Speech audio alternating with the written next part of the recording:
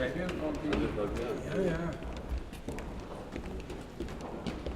What is he doing?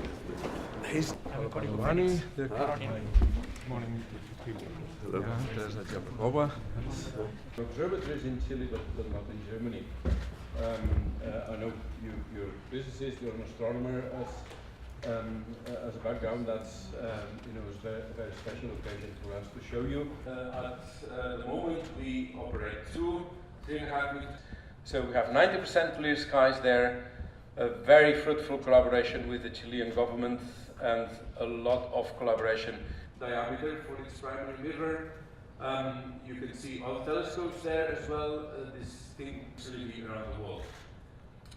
Here's a couple of pictures just to emphasize how good.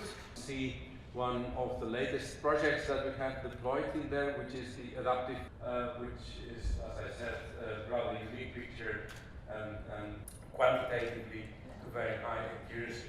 This was really a very important milestone which took a lot of effort from a number of people. And the radio interferometer in the world, we operated in partnership with the United States, with the National Science Foundation, and we operate this facility from. This is a summary of the science that we enable to our directly from archival data. This is data that were taken some time ago. They are in the archive, they are public, all that you will see in a few minutes from now. And this is the latest edition. This is the southern part of the agreements with this group and with the government of Chile. There are two reasons why I'm here. I think we spoke a little bit about the first one. It's the nostalgia. I think whenever, the moment you are a physicist and special astrophysicist, it stays with you in your life. I've been living quite an interesting life, being a scientist and diplomat, businessman, and now president. But if they ask me where were your, as an individual, not as a family member, as an individual, your most beautiful days of your life, I would remember the days in Cambridge when I was having the great opportunity to have a personal computer in my office. I was from Soviet Union. We were using mainframe computers only to do modeling and look outside through the glass window into the garden of that historic place and meet people who were great scientists, Nobel Prize winners, or legends of your life. So it looks like you live in heaven. So it's a nostalgia. I'm not here for nostalgia only. I'm here, first of all, to convey to you that I truly believe what you do for humanity is great and very important. I mean, your achievements here, it looks like there are few probably people that still would have any doubts on the accuracy of theory of relativity or gravitational theory. Although I do remember back in 1980s, there were several attempts to different types of arrangements to look at it, does it work or not? They're still there. Yeah, but you're about fixing a black hole, basically observing. I was looking at your video, which shows clearly that it couldn't be anything else but that what you were showing. And going into sort of another spectrum or space with your Cherenkov telescopes. And the good news for me is that Armenia has small contribution in Cherenkov observations, because if I'm not mistaken, a part of HES 1 and HES 2 were some of the parts of the mirrors were done in Armenia. We still have the know-how of being there. So I'm coming, that takes me to the second reason why I'm here. But I have also some missions in my life, and one of the missions is to revive Armenia as a center of knowledge, science, and high tech. Why I'm saying revive? Because during Soviet era, Armenia had the privilege. Some of the Soviet government had recognized there is a talent in the country, so they were investing a lot of money and effort in Armenia, in strengthening the universities, creating research centers. The small republic of only 3 million people population, at that time even less, 2.5, had a particle accelerator. I mean, that a country like Britain or France, they cannot have that. A small country of 2.5 million had research centers or laser physics, plasma physics, you name it. Had an observatory, Byurakani observatory, that is quite famous among astronomers, and the school of astrophysics that I come from. I got my education not in Moscow State University, but in Yerevan State University. And I had the chance of going to Moscow, but my choice was not because it was my homeland, but my choice was because astrophysics in Armenia was stronger than in Moscow. You had very good theoretical physicists in Moscow, Professor Lifshitz, well, you name it. I mean, and the school of Landau, and going up to those who were opposing the theory of gravitation, like Professor Lagunov and others. So I think, but astrophysics was strong in Armenia, and the choice was Armenia because it was strong. With the breakdown of Soviet Union, what has been left except the history, the structure, and the school, I think I do believe that I can sort of help to revive it. Not only specifically astrophysics, no. I think the aim is, in the new age, to push Armenia again ahead, because this is going to be an age of not natural resources, but ideas, science, and science-related technology. And here, it's again, I do feel in this new era, Armenia as a state, and Armenians, because there are 4 or 5 times more Armenians living abroad. So it's a quite globalized nation, one of the rare ones that you have as many Armenians living in Russia or in America or in South America, even in Chile or Argentina, Brazil, everywhere.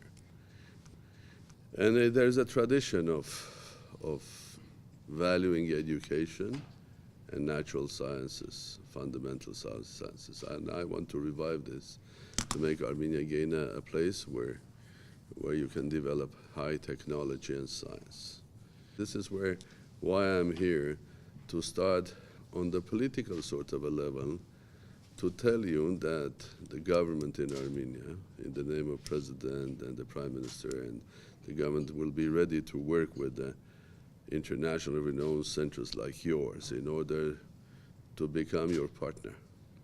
Small partner, but sometimes small is beautiful. And sometimes that small can be successful as well. So I'm here to convey that and to find out the ways how can we work together. Why can't we revive something much more serious? And why can't we help those who are a part of that to revive the story of Byurakani Observatory in the 21st century? Because that observatory, it has telescopes, as you know. But it's more probably for attracting tourists or doing some small work rather than doing serious work. And as a part of that, personally, I and my family foundation, we have a program which is called ATOM. ATOM in this case means A is advance tomorrow. So it's a system where we will try to integrate children that will come to that place to have the feeling of tomorrow. And it will have a part of that will be a museum of science and technology, but not the history of it, but the future of it. It's a museum of tomorrow. So you come and look what will the world and science and technology look like in 20 years' time. So for a young person, it's a place you come and you plan your life. You plan your decision, would you like to be in or out? And it will be a place where I would like to integrate those units that have value, like the Byurakani Observatory and all of that stuff. Then I want to return Armenia, not Armenian astronomers. I'm sure you have colleagues who are of Armenian origin, but I want to return back Armenia to real fundamental research of the universe somehow. Small, but in an organized, nice way. That's why I'm here.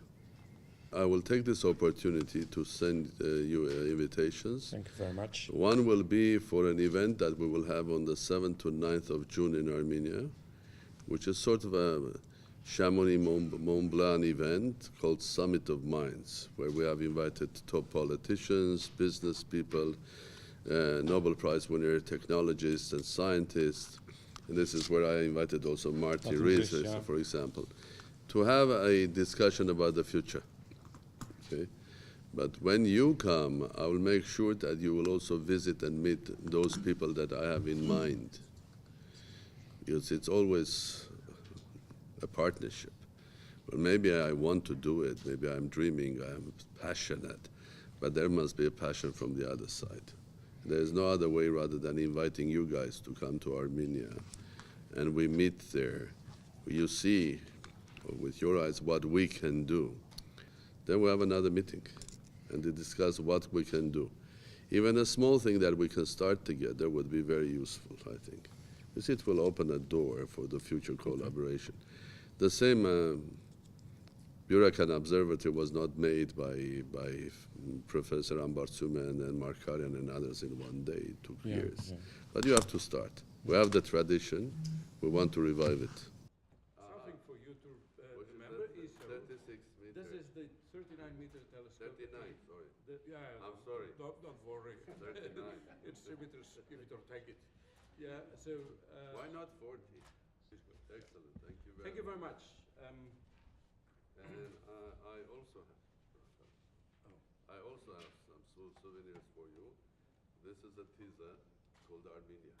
Okay? I mean, this is a book telling the story of Armenia. It starts with the glorious Mount Ararat. And when you come to Armenia,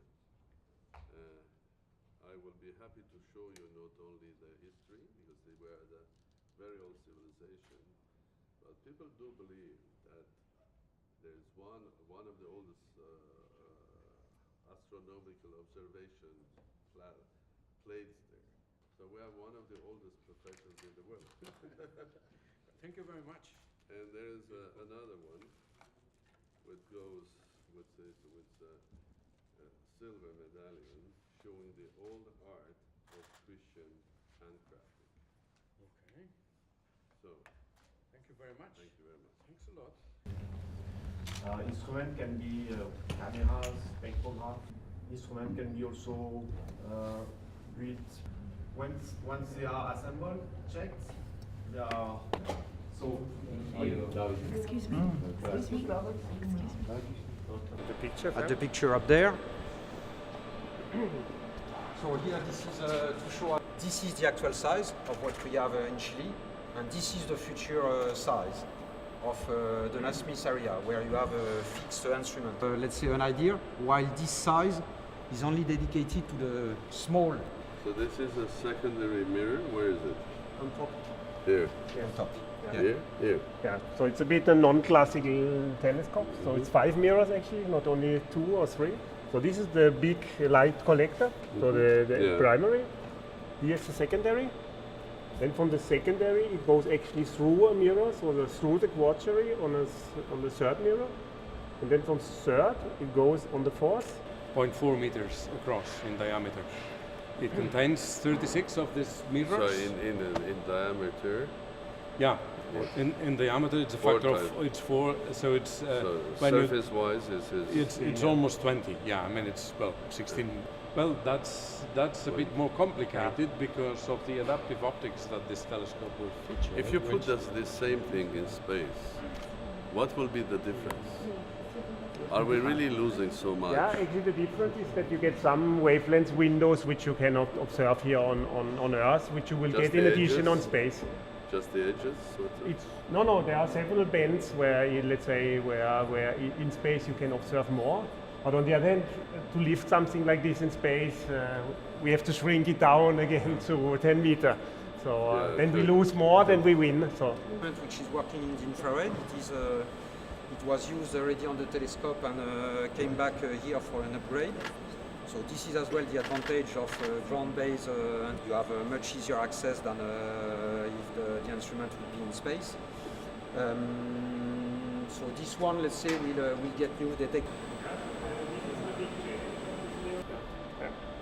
So this is very similar to Zero-Door.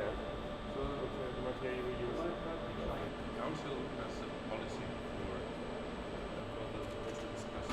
other ways of operating also is about. Աշխարհի ամենամեծ օպտիկական դիտակը որքան արի հերզիներում է, մոտ 10 մետր է։ Սա 4 անգամ մեծ իր դրամագծով։ Թվերգաուձես բան չեն ասում, սա ուղղակի ոնց որ հեղափոխության նման մի բան է, ասես թե մինչև այս դիտակը երբ որ սկսի աշխատել, կստացվի որ մենք մինչև ասենք կույր ենք, ոչինչ չենք տեսնում եւ նորից ենք տեսնում։ Բայց դիտակը սովորական դիտակ չի, որտեղ դիտակի մեջ դիտակը սարքելիս ակումուլացնում են, հավաքագրում են աշխարհում այսօր գոյություն ունեցող լավագույն բոլոր տեխնոլոգիաները։ Այդ դիտակը լավագույն ուրեմն համակարգչային համակարգ ունի, լավագույն մոդելավորման համակարգը, լավագույն նյութերը, լավագույն կառավարման համակարգերը։ Հետևաբար դուք գործ ունեք տեխնոլոգիայի ամենաբարձր մակարդակի հետ։ Եվ կարծում եմ մենք հնարավորություն ունենք համագործակցություն ստեղծելու աշխարհահռչակ այս կենտրոնի հետ։ Իհարկե այստեղ անդամները միայն Եվրոմիության անդամներ են, բայց Չիլիում տեղադրված ենք, բայց Հայաստանը Եվրոմիության հետ լավ հարաբերություններ ունի, եւ Գերմանիայի հետ, եւ Ֆրանսիայի հետ։ Idea provider։ Հա, տեսակ ճիշտ ընկալում եք։ Իրականում խնդիրը հետեւյալն է, որ արդեն մի փոքրիկ ներդրում ունենք, ինչպես ասացի Չարենկովյան դիտակների մեջ, որ սա հնարավորություն է տալու, որ իրական գործունեություն եւ այստեղ անպայման պետության հոգատարությունը կա։ Առանձին գիտնականներ կարող են առանձին ծրագրեր անել, բայց եթե չկա պետության աջակցությունը, շատ դժվար է լինելու։ Եվ ես կարծում եմ, ես նպատակ ունեմ աջակցելու, որպեսզի մեր գիտությունը ավելի մոտենա, հայկական գիտությունը, տեխնոլոգիան մոտենա աշխարհի լավագույնին, իսկ աշխարհի լավագույնն է։